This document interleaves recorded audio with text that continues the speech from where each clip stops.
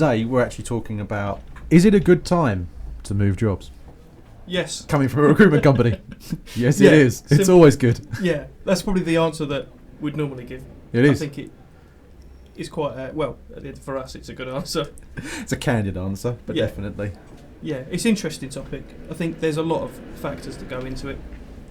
One thing I found is that I think the stigma of job hopping isn't as prevalent as it was before COVID. No, agreed. I think the actual time that people spend at a company has changed significantly. And I think a lot of it comes from a younger generation where it's that instant gratification of, if I can't get it here, I'm going to get it somewhere else. Yeah. And because talent is in such a high demand all the time, people are being able to meet what their requirements are a lot sooner. Yeah, definitely. If you look at maybe a senior manager in a traditional bank, it's someone that's been doing it for 10, 15 years, whereas a senior manager in a fintech can be someone that's been working for 5, 6 years. Yeah.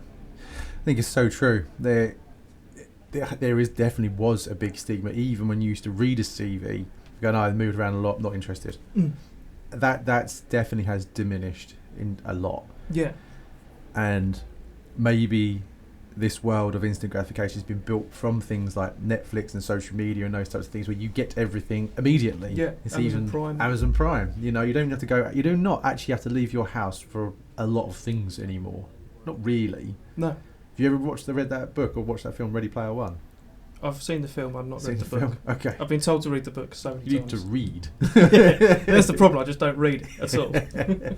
But it's really interesting because it's the same sort of idea that the actual physical world's in a bit of disarray and it's all kind of run by corporate or whatever. So they just live it at home and they can live in this virtual world, which I suppose is almost going to be like a meta type thing. Yeah. But you could literally order everything to your door. And yeah, but I suppose the idea of that and then rolling that back into work is that, yeah, if I'm not getting it here, I'll just go somewhere else because they'll give it to me tomorrow and I'll get paid a bit more for it most likely, and then off we go. I also think though that was a bit of a flash in the pan type of attitude because that's definitely changed now, I think. Yeah. I don't see it as prevalent as that. If someone's moved a job and, you know, it's not getting what they want now, it's actually a bit harder to move. Yeah. Yeah. Definitely. You know, we saw it in 2020, didn't we, where we went from having no jobs whatsoever because of COVID, and then overnight it was just a flood. And then we were just hiring. You know, it was great times for us as a recruitment business and great times if you was looking to move. There was this underlying belly of like, is it risky? But no one seemed to really mind. No. Not really. No, I think COVID came around and everyone was kind of working from home, we're on furlough, and Yeah. I thought this is quite nice. And then realised, do I actually enjoy what I do? Now I've got time to actually breathe Think and about kind it. of see through the grass where I actually am. Everyone sort of went, where I'm actually happy, what do I want from my career? And it's kind of that push over the edge to say, just do it. Yeah. And a lot of people did that, and sometimes it worked out and sometimes it hasn't. And then, I don't know if you've seen this, but there's a lot of people that have been in roles for 3, 4, 5 years, left during COVID for one reason or another, and then have since gone, I've done 6, 8 months here, I've done 8 months here, because it's just finding the right fit. I think it's all well and good saying I want this, whether it's more flexibility or more money or better bonus or I hate my boss or whatever the reason is. The next step needs to be the right one, because then you fall into this trap of it didn't work out that time. Yeah. It didn't work out that time, and that's when people then start questioning, saying, well, it didn't work out twice, 3 times. Is it you? Is it a you problem? And that's kind of where the stigma comes in. Yeah. So it's all well and good saying, I want to move, and that's great, especially for us. Yeah. But at the end of the day, it needs to be the right move for you, and you need to properly assess what your needs are and exactly, is this role going to be right for me, or am I just doing it for the sake of it? Yeah, absolutely right. And we've definitely seen that. And during that time, right up until last year, 2022, there were so many people hiring and they were throwing money at people to leave. So even if you were being paid a fair salary, it did not help that inflation rates have actually just skyrocketed. You cannot move outside your house, which is a funny thing to come back to in a minute, without it costing you a lot more money than it did 2 years ago. So someone turning around and going, I'll pay you £5,000 more to do the same job, what you're saying, well, yeah, 100%. Particularly if you are on a lower income anyway, that those extra few £1,000s might not seem a lot if you're already in a high tax bracket or whatnot. But if you're not, and your personal situation demands that you have to keep going, from feast to famine every month and living on the breadline, that's going to make all the difference. But that can equally be a bad decision. And I think you're right. And the purpose of, is it actually the right time? Of course it is. It's always the right time to move if the opportunity is there. But you've got to really analyse the opportunity now. And for the past couple of years, I think the candidates have had the power to turn around and go, I'm going to be picky and I'm going to almost demand what I want because this is what I think is fair. That market works really well when there's tons of jobs and no candidates. But the pendulum is swinging and it is changing. And we're seeing through technology, from like interest rates, the cost of living crisis, it's not just happening to human beings, it's happening to companies. It means that they don't have as much money to spend, which means they will not hire as much. Of course there'll be pockets and there'll be growth markets and those types of things, but ultimately if a company can't physically afford luxury positions, they'll be cut, and that's it, and that whole part of that market will drop. And we've already seen it even within what we do in talent acquisition jobs and those types of things. You could not hire a decent talent or even half decent talent acquisition person for 40, 50, 60 grand. Now they're coming back to us saying, yeah, I'll take 30, 35 just to get back into a job. Because it's inflated it completely. Yeah, there was a lot of that, a lot of inflated salaries and roles that were paying 30, 35k 6 months before, paying 50, 55. Yeah. That's brilliant. And it's great, but then a year down the line, 2 years down the line, when it all slows down and they go, actually, now we're not doing as well, we can't afford this, what do we do? They're the first jobs to go, and it is just kind of being true to yourself a little bit and saying what's right and what feels right. Yeah. Because if you try and stick to that inflated salary, you kind of sometimes shut yourself off from the rest of the market. There's a shelf life as well, and you will get exposed. It's that simple. Yeah, it is, I think, and that's a good opportunity to skill up though. So I think if you do in a position where you feel like you've done well, you can't take that then for granted. You really have to kind of earn that seat. So interesting, isn't it? I think it's a balance. So I think the main thing, if you are looking to ultimately leave, is to really understand why this role actually exists in the first place. What's actually happened within the business you're going to that makes this a worthwhile position for you. And make sure you actually meet people. Like I've seen it before where they kind of go, I spoke to him for 30 minutes, I'm taking the job because it's paying more money. And it's like, are you absolutely mental? Yeah, because you don't know who they really are. No. I think one thing we're always keen to talk about is it needs to be a fast process, but it needs to be a fast process where you still get exactly what you want out of that. You need to understand what these people actually like, and it's difficult. You're never going to get the full story until you actually rock up on your first day and there's always say, an here I risk, am. right? Yeah. There's always going to be that risk, but yeah, there still needs to be a process that gives you enough face time with the business and other people, not just the person that's hiring, but what do the people on the team say? What about other people from different departments? Do your own research into the company. Yeah. It's all well and good saying, well, they're offering me loads more money, but if you don't really have any interest in what the business do, or you get a bit of a feeling that maybe it's not the right culture for you, or you just don't feel like it's a good fit, but the money's too good to turn away. Yeah. Like you said, it's a difficult decision, right? Because everything costs so much more, and inflation doesn't seem to be stopping. But no, the peace actually of went mind, up again, didn't it, recently? Is that right? I think I'm not quite sure. I know they were looking at the budget, but it's kind of constantly everyone's kind of saying it's going to go down, and then it stays the same or it goes up. So, but yeah, it's that whole thing of there's the money is one side, but what about the flexibility? If you've got a family or other commitments, what about working from home or just your general well-being? If you go to the job and go, they're paying me a hell of a lot more money, but it's so much more demanding, and actually it's affecting my health and my personal life, I'm not seeing my friends and my family as much. Is that really is that really the extra value of the extra money? Yeah. What do you think of this question, right? When candidates ask the question, is there a career progression? And right? Because it's the question that everyone asks. Yeah, it's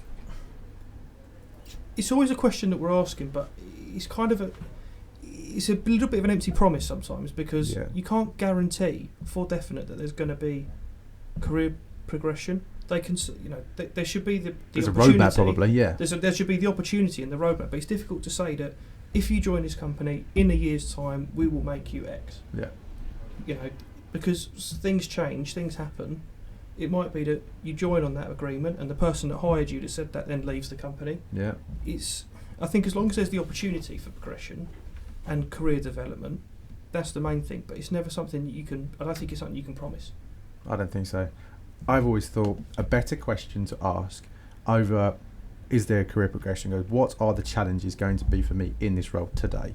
And how's my role going to better that in the next 6 months to a year? Yeah, 100%. Because also that tells you exactly what you're going to be doing when you walk in. Exactly. Because I find it, again, it's just too abstract. So I turn around and say, is a career, absolutely it's career progression. We've got all these lovely things in place and you do this, that and the other, way of conversation. But I don't know a plan I've ever made that goes just like that in one direction. It's always downs and ups and rounds and da-da-da-da-da. Yeah. So to kind of have a clear cut kind of, yes, you can 100% have career, is bullshit. Yeah. And also I think even the phrase career development is so broad. Yeah. It feels, you hear a lot, why are you looking? Oh, I want better career development and progression.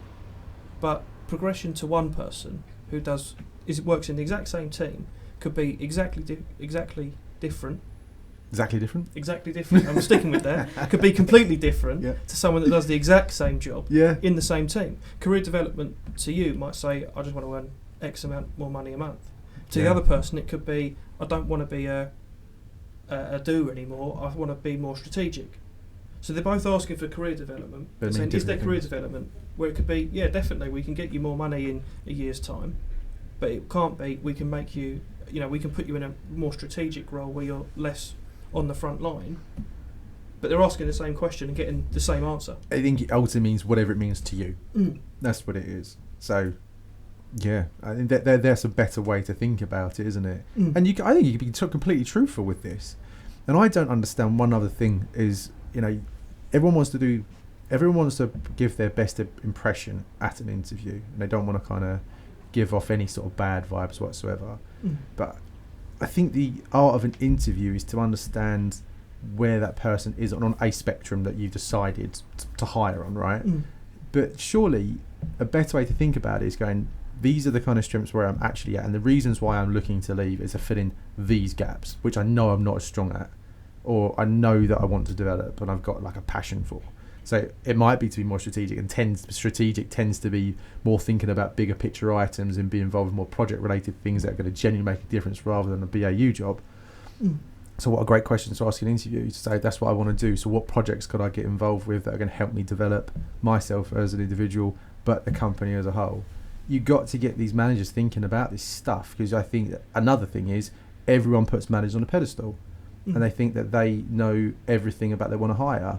And sometimes they do. They've really thought it out and it's planned and they're kind of going, this is what I need and da-da-da-da. But a lot of the time, I would definitely argue no one actually teaches you how to interview someone or how to grow a team. Because what tends to happen is you do really well at a job, get to a point and they go, hey, why don't you be a manager? And that's it. Off you go. Here's a bit of a bump in salary. We'll help you out and whatnot. But really, it's up to you. What training have they had to actually do that? Yeah, definitely.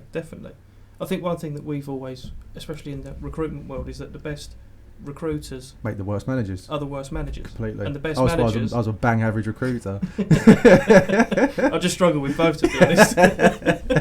But it is true. Like, if you're a really good manager, it doesn't necessarily mean that you have to be the best person doing that specific job in terms of the BAU or whatever it may be. But yeah, like you said, it's always a case of you do really well, you're the most senior on the team, you can now manage it. But it's like, and I think this is where TA teams, HR teams, and just business in general needs to be better at actually training people on what do you actually need from the team, what do you actually want to grow the team in, where are the weaknesses, rather than just say you need to hire because your team's not delivering or your team's under loads of pressure or you've got workloads that you're not meeting. Actually think about, well, okay, where are the weaknesses, rather than have we got a job spec that the last manager did, that the last manager wrote, that's been going since 2010, take those bullet points out, put those in, send it to an agency, send it to LinkedIn, let's hope we find someone. Send me your best 3 people based on that. Don't want to get involved, don't talk to the managers, crack on, thanks very much. Whereas really, when you actually have these conversations with hiring managers, a lot of times they go, well, what are you looking for? What you're asking the right questions. You're asking the same questions in the interview of where are the challenges, what do you need? And actually they go, in my head I think I need A, B and C, but you've actually said X, Y and Z, and that's what I really need. Because you're having those deeper conversations, not just have you done this? Yes. thanks, is the job. Yeah. You know, hopefully it's a little bit longer than that. But Yeah, it probably is, isn't it? But either way, still, just not just a tick box exercise of, can you do this? Yes, I can. Yeah, and I think that's a trap that you can fall into, isn't it? So that's definitely a huge one to really think about if you are looking to move. Is what is that purpose? And don't underestimate that interview process. You've got to get those answers, because questions answered.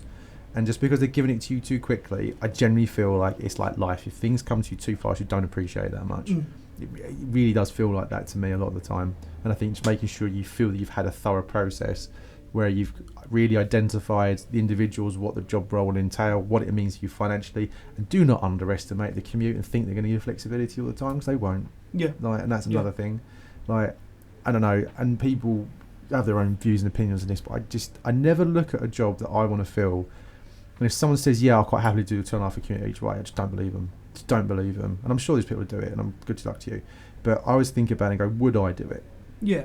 Even if it is your dream job, you're doing the 2.5 hour commute every day, there and back, I would still argue that if someone said it's a very similar job, but it's 20 minutes away, that you wouldn't at least go, well, that would be more ideal. 100%. Yeah. I think that's where we step in a lot of the times as well, is it, you know, it's not just saying this person can do the job, it's looking at the cultural fit to the business and the situation. And I think that's the most important bit, is actually analysing situations and saying, does it make sense? Is it going to be an issue later down the line? Because a lot of time we've all seen it, people go, yeah, I'll do it, and then it gets to the first day and they go to the interview and they say, I didn't realise it was 2 hours, I'm not doing it. Yeah, exactly. Yeah. And it's like, well, we could, you know, if you've got someone in place, whether it's internal TA or an agency or whatever it may be, just to kind of understand that and question it and make people think about it a little bit more. Yeah. I think and that's look at where you're at the moment, and is this going to be the right move? And actually advise and give people a full picture, rather than just they say the salary is competitive. You spend 3 hours across 3 weeks interviewing, and the next thing you know, they find out it's paying half of what you're currently on. Yeah, get it up front, man. Yeah, find out the information. Make sure that before you even walk into the building or jump on a Teams, you know exactly what you're going into. No, I think so. I think exactly it. So what if you don't know? What if you don't know if it's the right time to move? Like, what industries are we kind of seeing that are good at the moment, and what aren't so good ultimately? Yeah, I think if you're in the world of banking at the moment, especially in the larger banks, you're probably looking over your shoulder with a little bit of worry. If you look at SVB and the merger between Credit Suisse and UBS, it does have a knock-on effect, and everyone else sort of starts getting a little bit jittery and wondering what's happening. Everyone sees that because that hit quite hard, didn't it, as well? Yeah, and it's quite sudden as well.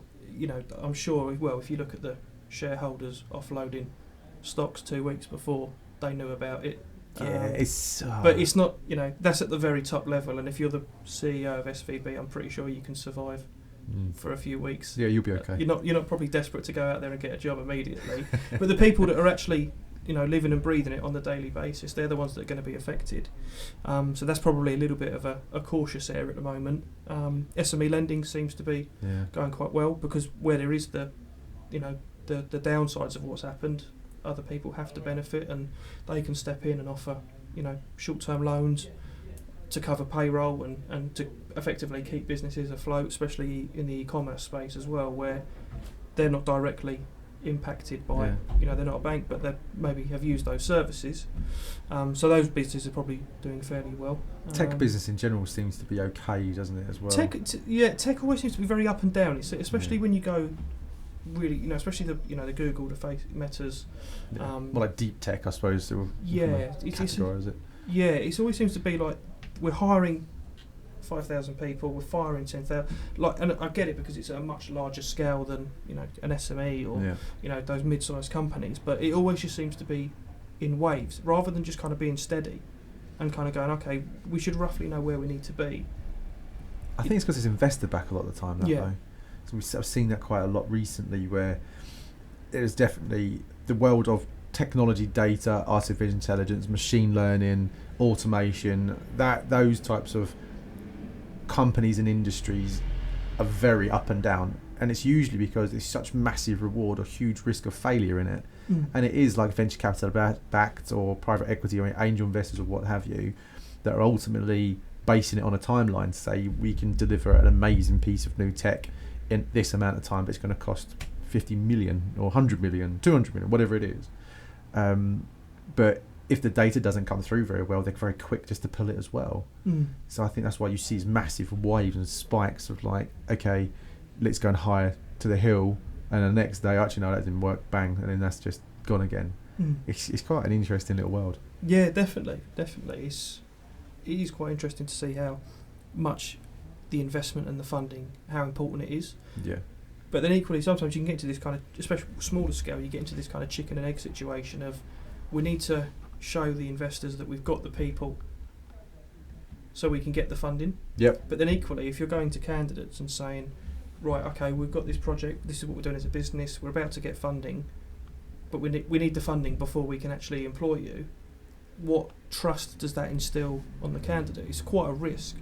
And, normally the startups and SMEs pay maybe a little bit better because you've got that risk of this can all go arse over hills very quickly. Yeah, they tend to go feast the family with it. Like, they don't tend to look at P&L in the same light, where we're a profitable business, we've got something bringing money in. They're not. A lot of the time it's just research. So it's more just about burn rate. So you're thinking about, okay, I've been given 50 million, 100 million, I'm the finance director here, I just need to ensure that I spend that 5 million a month, whatever it may be, so we hit our corporate goals. And we definitely see inflated salaries in those organisations. But then equally, if you're thinking about joining those types of organisations, there's a huge amount of burnout from the people that work there, because it really is get up and go. You haven't got the security of like a big bank, for example, where it's like, oh well, I've got 10 analysts that sit with me and this, that and the other, and all the resources in the planet. They get you in and give you a desk and a laptop and go, right, you've got the resources, there's some money, but it's you to do it, off you go. And it's a lot of grit. And it's always, we say a lot, right, it's that wearing multiple hats, because it is so true. You're not just, I think when you go larger, you get very siloed. I saw an interesting article, probably a little bit off topic, but it was about when you go these bigger, larger organisations, about inflating workloads. Yes. So you say, right, this task can get done in half a day, but they say, okay, it's going to take a team of 2 people 3 days to do it, because you're almost justifying why you're employed. And I think this is a big thing. And I used to we kind of spoke about it about Twitter when they kind of let loads of people go. Is like these big companies where sometimes they look at it and just say, what do you actually do? What are you actually doing? What are you actually doing? And if you can't justify it, then where do you kind of go? Yeah. But it's just interesting that maybe that was an article that came out in the case of saying that it works inflated. Let's put 2 people on it takes longer. But then when you go into a startup, it's like you might be the product owner, but you're also working with the tech team, and you're also helping putting some office space together.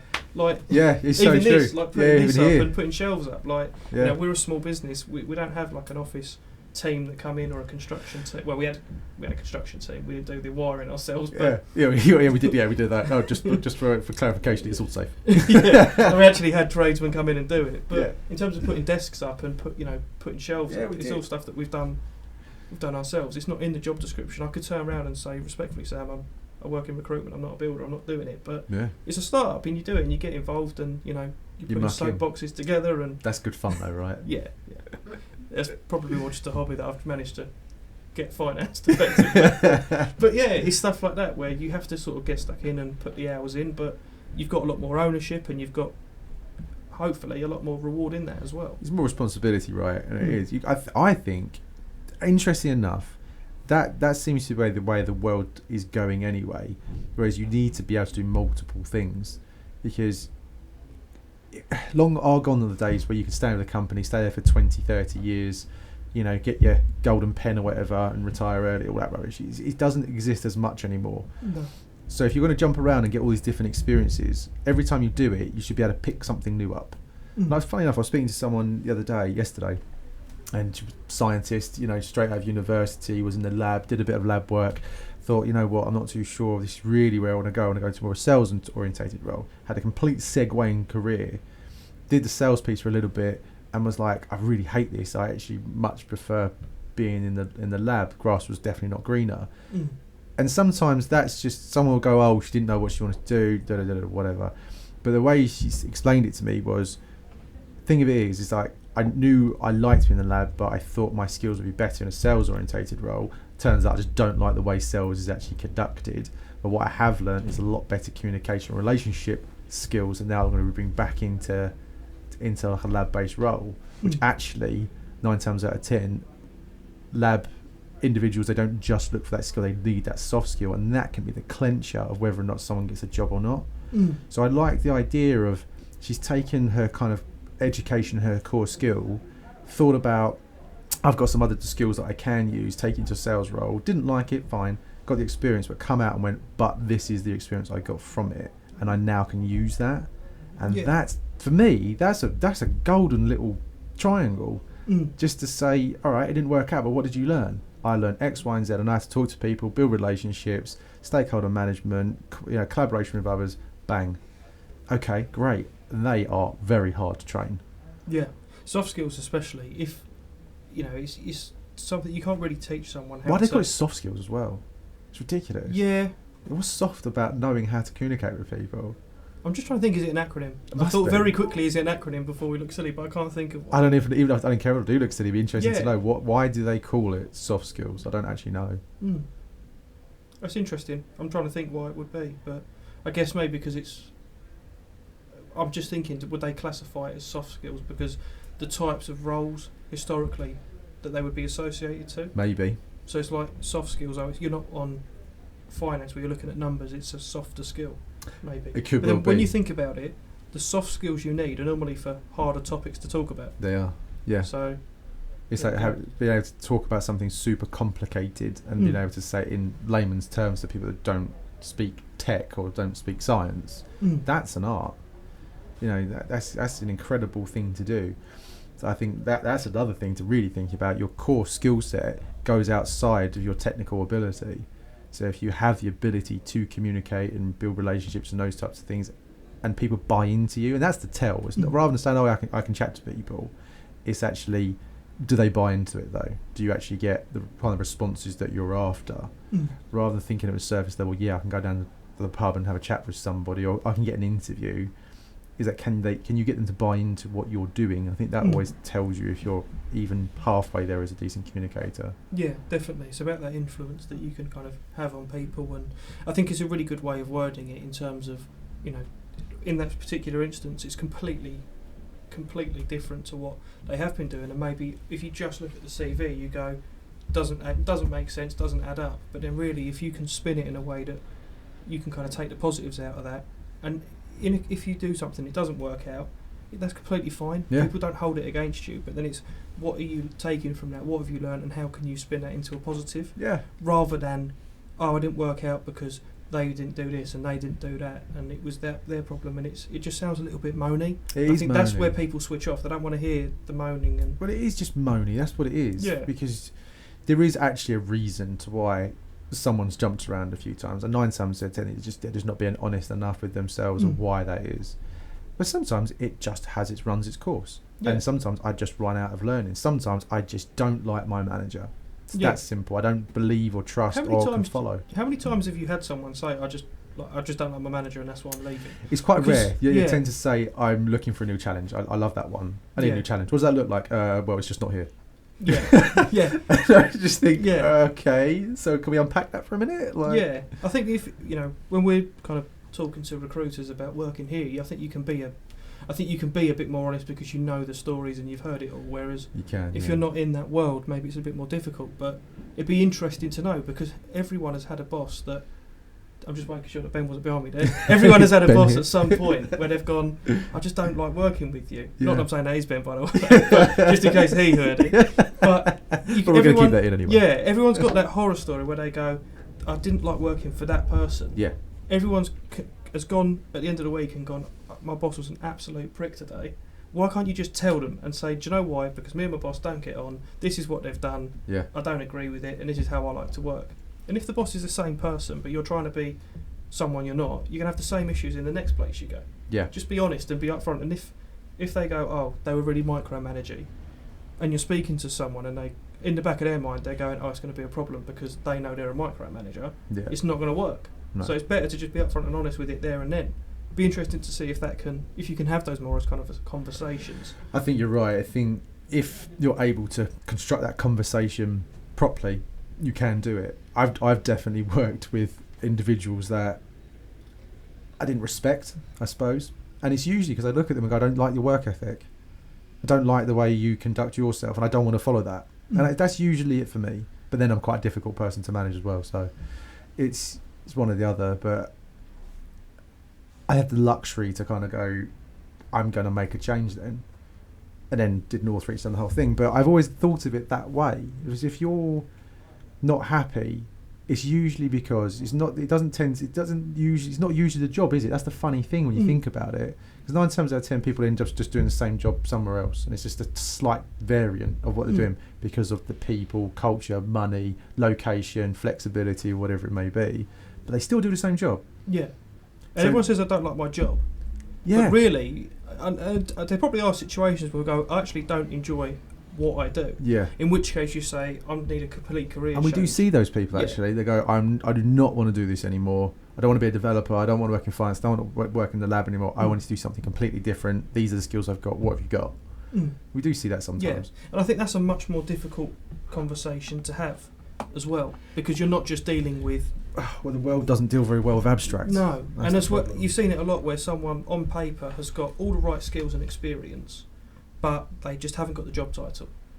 And you're saying to managers, or you're saying to the individuals, look, these are the avenues, but they're kind of not looking at it. And I think to actually change career, especially if you've been doing it for... If you're a fairly junior, you know, maybe you've come out of university, tried it for a couple of years and then gone, it's not for me, I want to do something else. You've maybe got that luxury of people going... Yeah, the younger you do, definitely. Yeah, but I think, let's say you've been working in banking for 15 years and say, I've had enough, I've been made redundant, I've got enough run to enjoy my life a little bit and think about what I want to do next. That next is so difficult sometimes to get into, because it's, what do I want to do? There's pressure as well, The right? pressure of, I still need to pay my bills, I can't just tell the taxman or the mortgage company that I don't really fancy it this month, can I pay him back or later? Or the energy company, more likely. The energy nowadays. company, the insurance company, the car company, everyone. And then all, but, you know, it's a very difficult conversation to have. Whereas if you're moving to do the same job or a very similar job, but just a different company, then it comes down to that situation. And I think that's what you need to do an analysis of when you're looking at, do I want to leave my job? Is it because we're going through a tough time at the moment? Is it because there's a new boss, or I don't get, you know, there's relationships internally I don't get on with? Is it the money? Is it? And then analyse that and say, is it something that I can change here? Yep. Have those conversations. If it's not, then I think that's the time to leave. Yeah. And sometimes there are situations where I'm not looking to leave, but something's come up out of the blue, I'm not expecting it, and it sounds really cool. But if it ticks those boxes of stuff that you've not done before, there's either a learning opportunity or it fits what you're not happy with at the moment that you can't change, then that's the time to start looking. And also, I think you need to back yourself with these things, because who says you need to get a job? Who says you need to be employed by another human being? You know, that is a big part that I always think about all the time, is that we are so conditioned that that's what you do. Life's a bit like that, right? You kind of grow up, you go to school, get an education. What for? To get a job. It's the only purpose. It's the only real reason why that whole construct really exists. Apart from interest and things like that. But that's a hobby, right? You know, and unfortunately, we're the only species on the planet that has to pay to live. Yeah. So I think you've got to throw some of that real philosophy into your decision-making process. And it's quite deep. But when you really think about it, it's what kind of life you're trying to spit out of this at the end of the day. Like, what's quality of life for you? It doesn't necessarily mean you need to work 40, 50 hours and do a 2-hour commute each week. Like, do you need to do that? Or is it just make some adjustments in your lifestyle and go and get a part-time job and do some freelance and have a happy life? You know, it doesn't necessarily mean you got to earn 150 grand every year. Yeah, like, I think definitely. people get really hung up on that. But that's society. And this is me kind of getting on a soapbox a little bit, but you think about COVID for 1 minute, and alright, the government paid for a lot of what actually happened there, but all you could do during COVID was survive. That's it. That's all you could do. You could wake up, do your job if you were lucky to actually work, spend time with any sort of family you might have had, but if you didn't, it was a bloody car crash of a situation for a lot of people. But all you had to do was survive. And it's quite interesting to me to think about that for a minute. And then how at the other end of it, when we come out, it was all just about get out, spend money, get back to work. And then all of a sudden, all the inflation rates come back up. And all of a sudden, you now have to work. And then around we go again. Yeah. So I think if you are looking to leave, and that's ultimately the cause of this whole podcast, think about it for a minute and think about your life and how that fits into the job. And be honest with yourself, because 9 times out of 10, if you are hopping around a lot, it probably is you, and you're just not listening to where you're going next and just thinking, I'm just going to pay a couple of grand more, I'll just get on with it. Short-term gains, they're not long-term goals. And just upskill. I think this is one thing I haven't really touched on. You've got to start thinking about what you really are good at and lean into it. Because we don't need generalists a lot of the time now. It's like specialists who can do multiple things. That's a real kind of thing right there. So there's a lot of things you can do, and a lot of it I think just comes down to really just thinking about what you want to do and what you're good at, and be truthful to yourself. Yeah, and what you enjoy. You know, people don't enjoy work necessarily in terms of like when people say I loved going to work, it's like, would you rather be there or on a beach in Barcelona? Probably on holiday. But if you have some sort of interest and enjoy to a degree what you do, you got to enjoy it definitely helps. And I think a lot of that, again, it doesn't come down to the actual job itself, it's the environment. Yeah. As long as you've got that good environment and you feel like you're supported and you can enjoy it while it's happening, then that's the main thing. I think another thing, and it doesn't just need to be upwards either. A lot of people go, I need to get the promotion, I need to get more money. But if you're comfortable where you're at and it suits your lifestyle, you know, or the other way, where you go, look, I've gone too far the other way, I'm earning really great money, and people would say, health comes in, or I don't see my family as much, or, you know, I've got my own situations where I've kind of got to where I want to be. I don't want to be at the top anymore. I can take steps down, and it suits my lifestyle better. I think so. We've seen that a lot, where I think especially after COVID as well, where people have gone burnout. Yeah. You know, I definitely spoke with people who have gone, I've literally lost 2 years of my life because I've done his work. I've got children and other different things that were going on at that time, and I completely missed it. Completely. Don't even remember it. So I was just working. For what? Like, it just makes me crazy.